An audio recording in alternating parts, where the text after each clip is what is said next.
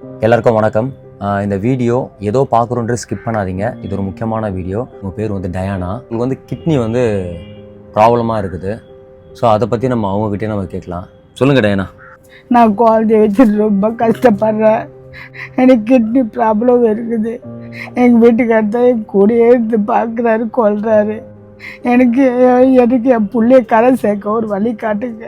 எனக்கு அது போதும். எனக்கு இந்த கிட்னி ப்ராப்ளம் இல்லைன்னா நான் நல்லா இருப்பேன். எனக்கு இந்த கிட்னி ப்ராப்ளம்னால என் குழந்தைய பார்த்துக்க ஆள் இல்லை. அவரு கூலி வேலைக்கு தான் போகிறாரு. நான் பையனை வச்சுட்டு ரொம்ப கஷ்டப்படுறேன்.